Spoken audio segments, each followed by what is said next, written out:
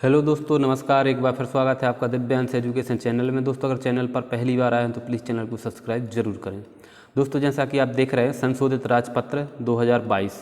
जी हाँ दोस्तों, जो आपका राजपत्र जारी हुआ है दोस्तों, इसमें जो प्राथमिक शिक्षक भर्ती को लेकर जो बातें कही गई हैं, इसमें कौन से सब्जेक्ट में कौन सी योग्यता रहेगी, कौन से पद के लिए क्या योग्यता रहेगी, दोस्तों इसमें सब कुछ दोस्तों बदल गया है। तो दोस्तों हम देखेंगे डिटेल्स में कि किस पद के लिए कौन सी योग्यता रहेगी और किसको प्राथमिकता मिलने वाली है वर्ग 3 में। तो चलिए देखते हैं दोस्तों हम राजपत्र में। बहुत से लोगों के कमेंट आ रहे थे कि सर किस पद के लिए क्या योग्यता रहती है, आप इस पर एक वीडियो बना दीजिए। तो दोस्तों मैंने सोचा इसी पर एक वीडियो बना दें और आपको बता दें कि जो नए पद इसमें आने वाले हैं शिक्षक भर्ती में 2023 में, उसमें कौन से पद में क्या योग्यता रहेगी। दोस्तों जैसा कि आप देख रहे हैं ये राजपत्र है दोस्तों। राजपत्र की अनुसूची 3 का नियम 8 दिया गया है, जो कि आपका जो विज्ञापन जारी होता है किसी भी शिक्षक भर्ती का, उसमें लिखा रहता है कि आपका अनुसूची 3 नियम 8 के अनुसार आपको शैक्षणिक अर्हताएं अर्जित होनी चाहिए। तो दोस्तों यहाँ पर वही अर्हताएं दी गई हैं कि कौन कौन सी आपको शैक्षणिक अर्हता होनी चाहिए। तो दोस्तों जो उच्च माध्यमिक शिक्षक है, उच्च माध्यमिक शिक्षक के लिए आप सभी को पता होगा कि आयु है मिनिमम 21 वर्ष रहती है न्यूनतम। और दोस्तों इसमें क्या है, अब क्या कर दिया गया है कि यहाँ पर दोस्तों संबंधित विषय में स्नातकोत्तर तो दोस्तों पहले से ही यहाँ चाहिए पड़ती थी, और यहाँ पर दोस्तों बीएड की उपाधि भी चाहिए पड़ती है। और यहाँ पर दोस्तों अब पात्रता परीक्षा उत्तीर्ण भी कर दिया है कि पात्रता परीक्षा उत्तीर्ण आपको होना चाहिए। इसके बाद जो चयन परीक्षा होगी वह आपको उत्तीर्ण होना चाहिए। और दोस्तों जो संस्कृत पाठशाला में उच्च माध्यमिक शिक्षक के जो पद निकलने वाले हैं दोस्तों, जो कि अभी तक नहीं निकलते थे, लेकिन इस बार दोस्तों संस्कृत पाठशाला में भी पद निकलने वाले हैं। जैसा कि दोस्तों राजस्थान में भी निकलता है, संस्कृत पाठशाला में अलग से पद निकाले जाते हैं, ऐसे ही दोस्तों हमारे यहाँ भी संस्कृत पाठशाला के अलग से पद निकाले जाएंगे।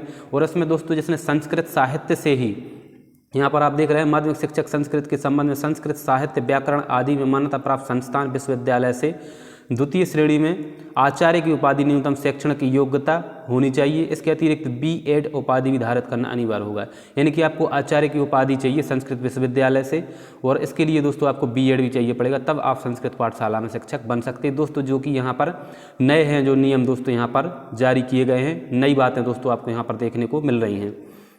और दोस्तों यहाँ पर माध्यमिक शिक्षक में भी न्यूनतम आयु 21 वर्ष है। और यहाँ पर दोस्तों आप देख रहे हैं संबंधित विषय में स्नातक आपको चाहिए और 2 वर्षीय डिप्लोमा, चाहे आपका डीएड हो या बीएड हो, और 50% अंकों के साथ दोस्तों स्नातक उपाधि आपको होना चाहिए। और दोस्तों आपका 2 वर्षीय डीएड या बीएड आपका यहाँ पर होना चाहिए, चाहे 1 वर्षीय बीएड हो चाहे 2 वर्षीय बीएड हो, सभी मान्य यहाँ पर होगा।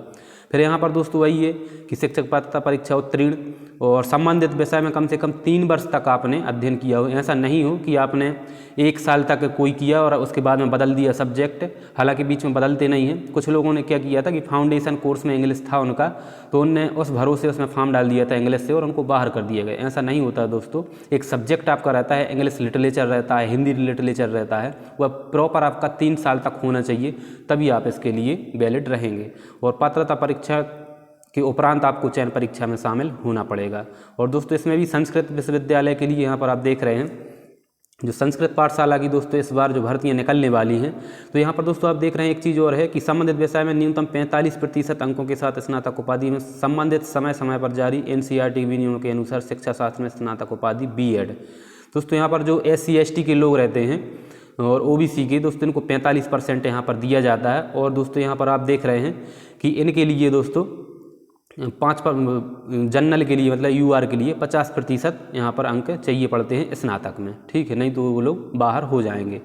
और दोस्तों यहाँ पर आप देख रहे हैं संस्कृत के लिए वही साहित्य व्याकरण आदि में संस्कृत विश्वविद्यालय से क्या है आपके द्वारा द्वितीय श्रेणी के शास्त्री उपाधि न्यूनतम शैक्षणिक योग्यता होगी, यानी कि आपको शास्त्री उपाधि भी चाहिए या आपकी DLED मतलब DLED या दोस्तों आपकी बीएड यहाँ पर करना अनिवार्य होगा शास्त्री उपाधि के अतिरिक्त। ये संस्कृत पाठशाला के लिए दोस्तों हो गया।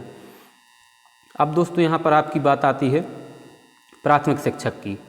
अब दोस्तों आप यहाँ पर प्राथमिक शिक्षक देखो, यहाँ पर दोस्तों आपको एक बात और दिख रही होगी, यहाँ पर आपको दिखेगा कि उपाधि तथा 1 वर्षीय बीएड तो चाहिए। अनुसूचित जाति, अनुसूचित जनजाति, अन्य पिछड़ा वर्गों को तथा निःशक्त अभ्यर्थियों को अर्हतकारी अंकों में 5% तक की छूट दी जाएगी। तो दोस्तों वही है जो 5% तक की छूट दी जाती है, यानी कि आपको 45% अंक चाहिए पड़ते हैं। और दोस्तों यहाँ पर आप देखोगे प्राथमिक शिक्षक के लिए 21 वर्ष न्यूनतम आयु है। और यहाँ पर भी आप देख रहे हैं कम से कम 50% अंकों के साथ हायर सेकेंडरी अथवा प्रारंभिक शिक्षा शास्त्र में 2 वर्षीय डिप्लोमा यानी कि आपकी डीएड, और 50% अंकों के साथ में स्नातक अथवा बीएड भी दोस्तों यहाँ पर ली गई और यही कंडीशन यहाँ पर दी गई। और अर्हकारी अंक में दोस्तों यहाँ पर दिया होगा 6 महीने के एक ब्रश कोर्स बीएड वालों को, अथवा कम से कम 45% अंकों के साथ हायर सेकेंडरी, और एनसीईटी मान द्वारा जो विनियम है जो भी है दोस्तों यहाँ पर 2 वर्षीय डिप्लोमा यहाँ पर होना चाहिए और कम से कम 50% अंकों के साथ होना चाहिए। और यहाँ पर भी दोस्तों 5 वर्ष की आपको छूट देखने को यहाँ पर मिलेगी, जो कि आप यहाँ पर देख रहे हैं कि 5% अंकों की छूट SC ST OBC वालों को दी जाती है। तो मतलब वही 45% आपके होने चाहिए, कम से कम सेकंड डिवीज़न तो होना ही चाहिए, तब नहीं तो आपको काउंसलिंग में उसमें बाहर कर दिया जाता है। और यहाँ पर दोस्तों आप देख रहे हैं जो संस्कृत पाठशाला की वैकेंसियाँ आने वाली हैं, निर्धारित प्रतिशत के साथ शिक्षक पात्रता परीक्षा उत्तीर्ण, पात्रता परीक्षा चयन में भी दोस्तों आपको बैठना पड़ेगा, उसी के आधार पर आपका होगा। और संस्कृत पाठशाला के प्राथमिक शिक्षक के संबंध में संस्कृत साहित्य व्याकरण आदि विषय के साथ साथ मान्यता संस्था बोर्ड से उच्चतर माध्यमिक न्यूनतम शैक्षणिक योग्यता होगी। इसके अतिरिक्त DLED या BEd की उपाधि धारित करना होगा। तो आपको दोस्तों संस्कृत विश्वविद्यालय, संस्कृत साहित्य व्याकरण आदि से आपको क्या करना होगा दोस्तों, आपकी संस्कृत उपाधि यहाँ पर दोस्तों संस्कृत से आपको क्या है 12वीं जो होती है वहाँ से प्राथमिक शिक्षक संस्कृत के संबंध में संस्कृत साहित्य व्याकरण आदि विषय के साथ मान्यता प्राप्त संस्थान बोर्ड से उत्तर मध्य में न्यूनतम शैक्षणिक योग्यता होगी। इसके अतिरिक्त DLED भी दोस्तों यहाँ पर आपकी होनी चाहिए। यहाँ पर दोस्तों जो आपकी है संस्कृत से दोस्तों यहाँ पर 12वीं होनी चाहिए, जो कि संस्कृत पाठशालाएँ होती हैं दोस्तों, उन्हीं से आपकी होनी चाहिए। ऐसा नहीं है कि आपने MP बोर्ड से किया है और यहाँ पर आपका 12वीं में संस्कृत सब्जेक्ट है तो उसमें आपको मान्य कर लिया जाएगा। दोस्तों यहाँ नहीं होगा। आपकी अगर संस्कृत विद्यालय से ही आपने जो उच्चतर माध्यमिक एक दोस्तों यहाँ पर बोलते हैं, जिसको 12वीं बोलते हैं, जहाँ की आपको इसमें दिख रहा होगा दोस्तों उच्चतर मध्यमा, यहाँ पर दोस्तों यहाँ पर लिखा है, ये आप देखें उत्तर मध्यमा न्यूनतम शैक्षणिक योग्यता होनी चाहिए, यानी कि आपकी दोस्तों 12वीं यहाँ पर होनी चाहिए संस्कृत से, तब आपको दोस्तों यहाँ पर संस्कृत विद्यालय में पढ़ाने के लिए प्राथमिकता दी जाएगी। तो दोस्तों यही योग्यताएं थी। इसके बाद दोस्तों हम देखेंगे विज्ञान शिक्षक के लिए। अब दोस्तों यहाँ पर इनमें प्राथमिकता मिलने वाली है साइंस सब्जेक्ट वालों को। यहाँ पर आप देखेंगे प्राथमिक शिक्षक विज्ञान प्रयोगशाला सहायक। तो दोस्तों विज्ञान प्रयोगशाला सहायक या प्राथमिक शिक्षक विज्ञान, इसमें क्या है कम से कम 50% अंकों के साथ हायर सेकेंडरी विज्ञान संकाय में तथा DLED, DEd या BEd में पत्रोपदादि अनुसूचित जाति, अनुसूचित जनजातियों, अन्य पिछड़ा वर्गों को क्या है 5% की छूट यहाँ पर दी जाएगी। यानी कि जिनका दोस्तों 12वीं साइंस सब्जेक्ट से होगा 12th, उनके लिए दोस्तों यहाँ पर विज्ञान प्रयोगशाला सहायक एवं प्राथमिक शिक्षक विज्ञान के लिए प्राथमिकता यहाँ पर मिलने वाली है इनको। तो यहाँ पर दोस्तों इनका कॉम्पिटिशन थोड़ा सा कम हो जाएगा, क्योंकि सिर्फ और सिर्फ यहाँ पर दोस्तों साइंस वाले भी ही यहाँ पर फॉर्म फिल कर सकते हैं। और दोस्तों मैं भी आपको पोस्ट भी बताऊंगा कि इनकी कितनी पोस्ट आने वाली है साइंस वाली टीचरों की। तो यहाँ पर दोस्तों इनकी योग्यता रहेगी साइंस आपकी होनी चाहिए, और निर्धारित प्रतिशत के साथ दोस्तों शिक्षक पात्रता परीक्षा यहाँ पर उत्तीर्ण होनी चाहिए। इसके बाद चयन परीक्षा होगी जो, उसमें भी उत्तीर्ण होना चाहिए। और DLED दोस्तों इनके साथ में DLED यहाँ पर अनिवार्य होगी। इसमें आप देखें जो अनुकंपा दोस्तों, अनुकंपा वालों को इसमें सिर्फ टेट के आधार पर ले लिया जाएगा।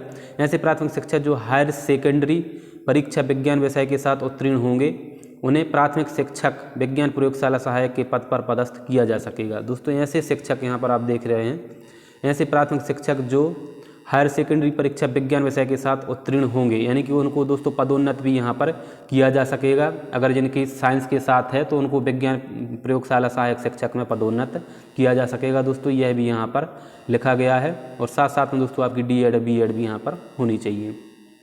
अब दोस्तों माध्यमिक शिक्षक खेल के लिए दोस्तों यहाँ पर क्या है 50% अंकों के साथ स्नातक यानी कि BPEd दोस्तों आपका होना चाहिए। BPEd वाले ही खेल शिक्षक बन सकते हैं। और 50% अंकों के साथ शारीरिक शिक्षा में BPE दोस्तों, अथवा इसके साथ साथ क्या है BPE भी आपकी होनी चाहिए। BPE या BPEd एक कोई अगर आपका है तो आप माध्यमिक शिक्षक में खेल टीचर बन सकते हैं। और दोस्तों यहाँ पर और देखेंगे अपन प्राथमिक शिक्षक खेल के लिए। दोस्तों प्राथमिक शिक्षक खेल के लिए भी यहाँ पर DPEd चाहिए पड़ता है।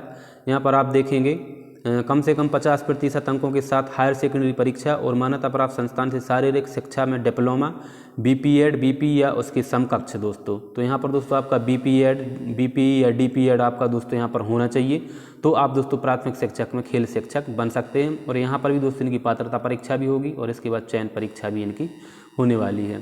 फिर माध्यमिक शिक्षक दोस्तों यहाँ पर आप देख रहे हैं संगीत। संगीत में दोस्तों यहाँ पर क्या है, 50% अंकों के साथ हायर सेकेंडरी परीक्षा और मान्यता प्राप्त संस्थान से बी म्यूज, एम म्यूज और VID यहाँ पर होनी चाहिए दोस्तों। रत्न, कोविद रत्न या बी म्यूज के समकक्ष दोस्तों यहाँ पर इनकी डिग्रियाँ रखी गई हैं। वो लोग क्या है जिनके पास ये डिग्रियाँ हैं, उसमें माध्यमिक शिक्षक में संगीत टीचर बन सकते हैं। और प्राथमिक शिक्षक में संगीत टीचर, इनके लिए भी दोस्तों वही योग्यता रहेगी, यानी कि 12वीं होनी चाहिए और इसके साथ साथ में इनका बी म्यूज, एम म्यूज आदि भी होना चाहिए। और दोस्तों इसके बाद में प्राथमिक शिक्षक संगीत नृत्य, तो इसमें दोस्तों इसमें भी वही है, एम म्यूज, बी म्यूज होना चाहिए और VID कोविद रत्न में पत्रोक्ता आदि होनी चाहिए दोस्तों इनकी। और दोस्तों यहाँ पर आप देखेंगे माध्यमिक शिक्षक IT।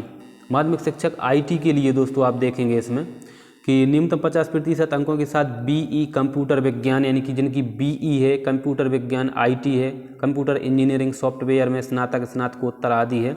और अनुसूचित जाति, अनुसूचित जनजाति, इनके लिए दोस्तों यहाँ पर छूट दी जाएगी। यहाँ पर दोस्तों माध्यमिक शिक्षक IT में DLED या BEd की ज़रूरत दोस्तों यहाँ पर नहीं रहेगी। आप देख रहे हैं यहाँ पर 50% अंकों के साथ में या तो BE होनी चाहिए या कंप्यूटर विज्ञान, IT या कंप्यूटर इंजीनियरिंग सॉफ्टवेयर में स्नातक या स्नातकोत्तर, सिर्फ और सिर्फ दोस्तों यही लग रही है। इसके साथ में दोस्तों आपकी ना DLED चाहिए ना BEd चाहिए माध्यमिक शिक्षक के लिए।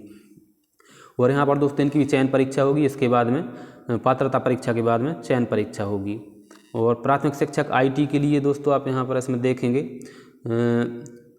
न्यूनतम 50% अंकों के साथ हायर सेकेंडरी या उसके समकक्ष तथा 3 वर्ष का computer science, IT computer engineering software में डिप्लोमा अथवा डिग्री, यानी कि यहाँ पर आपकी कंप्यूटर साइंस या IT कंप्यूटर साइंस में आपकी डिग्री या डिप्लोमा है, तो यहाँ पर भी आपको वैकेंसियाँ आने वाली हैं। और दोस्तों और योग्यता यहाँ पर देखें, उच्च माध्यमिक शिक्षक, यहाँ पर दोस्तों उच्च माध्यमिक शिक्षक प्रिंसिपल वगैरह है, इनके लिए दोस्तों यहाँ पर आ गई है।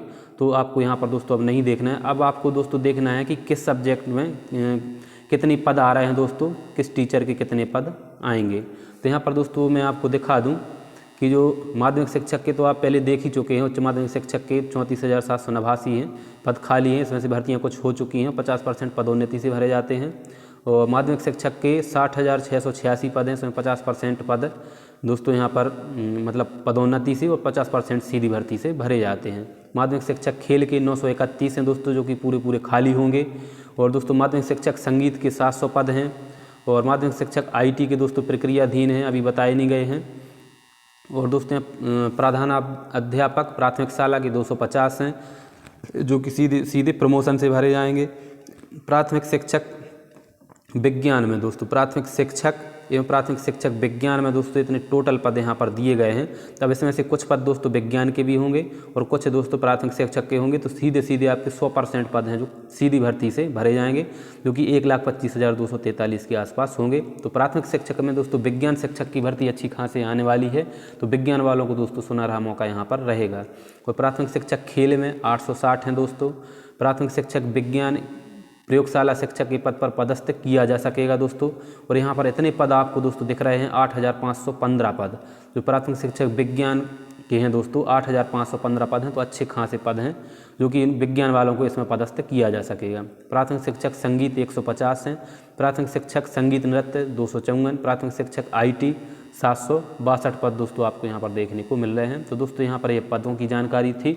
तो दोस्तों आशा करता हूं कि आपको वीडियो अच्छा लगा होगा। और दोस्तों अगर आप शिक्षक भर्ती से जुड़ी कोई भी इन्फॉर्मेशन चाहते हैं तो प्लीज़ मेरे चैनल को सब्सक्राइब जरूर करें। धन्यवाद।